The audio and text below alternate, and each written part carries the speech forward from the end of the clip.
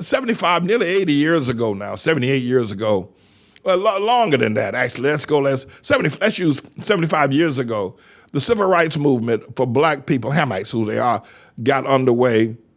Rosa Parks with the Montgomery bus boycott. It reached its big heyday in 1963 with Dr. King and the March on Washington. And prior to that, please listen to this very carefully, especially if you're a Hamite, and if you're a contributing Japheth person, that is to say, contributing to humanity Japheth person. Before the civil rights movement, Hamite black people were, once slavery ended in 1865, Hamite black people were like newborn babies. With their freedom, as it were, when a child is born, they're thrust into the world, they begin to learn everything a child does. We've given that analogy several times now so you understand it. Well, that's what happened with the end of slavery and Hamites being set free. They began to absorb everything. They started schools, colleges, banks, industries, manufacturing, politicians. They absorbed everything in America that could be absorbed. And they began to implement it. From 1865 to about 1930, 35, Hamite black people turned the economic, political world upside down. I mean, what they did was astounding. So much so that the Ku Klux Klan watched what was going on, and to protect themselves, they formed an alliance because black Hamite people were astounding with their banks, with their politicians, senators, with their Madam J.C. Walker, with their colleges, Howard University, Morehouse. I mean, their growth was like the growth of a child from birth to adolescence. Then came along persons like W.E.B. Du Bois, who had entered into Harvard University as the first Hamite and got a PhD from that state institution. And they began to talk about the memory of slavery and demanding more and looking at the inequalities or the way in which segregation treated black folk and began to protest for what was in civil rights. They began to rebel. Dr. King took it to another level. He called it civil rebellion. He called it civil disobedience. That was the mantra. We know we're being disobedient. We know we're rebelling, but we feel that we have a legitimate right to rebel. At that point, black people stopped growing. They stopped growing. They stopped learning. They became losers, and they've been losers for the last 75 years. Are you listening to me? Black people on a whole have been losers for the last 75 years. Compared to the first 75 years as a child coming out of slavery, they turned America upside down. I mean, Marcus Garvey was buying ships and said, listen, we can go back to Africa now. And it was extraordinary what they did until they rebelled against America with what's known as civil disobedience, marching and protesting for civil rights. And it is a shame to see how broken they are now on drugs, living in shelters.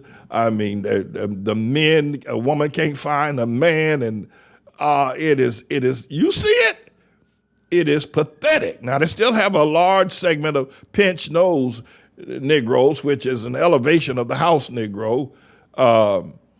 But what I'm saying to you on a national scale, I want to try to present to you on an individual scale with yourself, because that's what's happened to most young people. They stop growing, and for a man or a woman who rebelled, and you didn't have to go out and kill somebody to rebel. You just figured, I know what I need to know, and I'm not going to do this or I'm not going to do that. I'll do exactly what I want to do. And at that point, you close the door of opportunity to grow further. And so now your life, you're 50 years old, but you haven't accomplished anything. They really haven't done anything.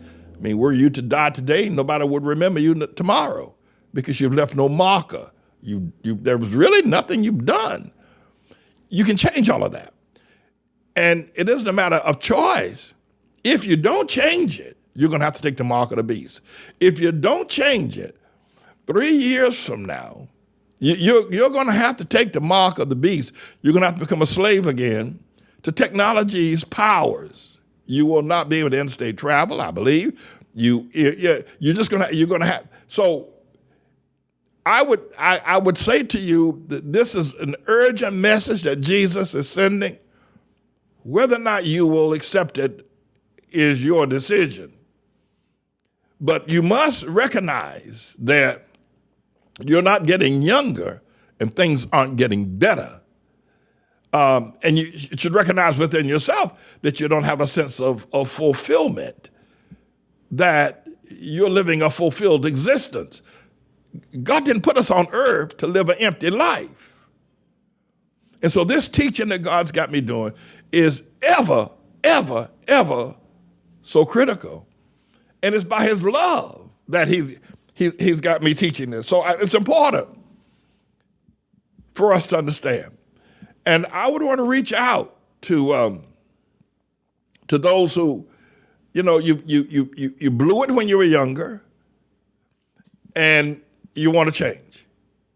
But I have been reaching out to Hamite people and I've been thoroughly misunderstood, thoroughly, in fact, hated, because I say, listen, when we were released from slavery, we did phenomenal things.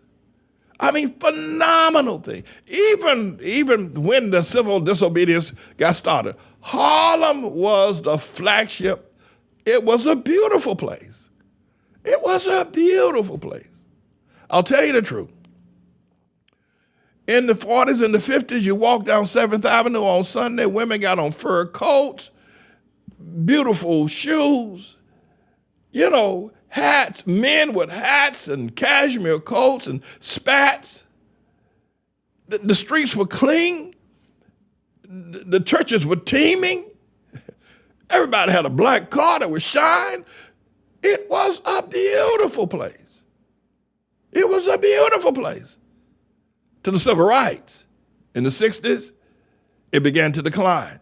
Then came the riots, demanding rights, demanding voting, demanding all that, it is so horrific to see what has happened. That's on a racial scale. What I'm expressing here is I'm trying to reach out to you, because I've been doing that for years. I'm trying to reach out to you to an individual scale, that you want to turn your life around.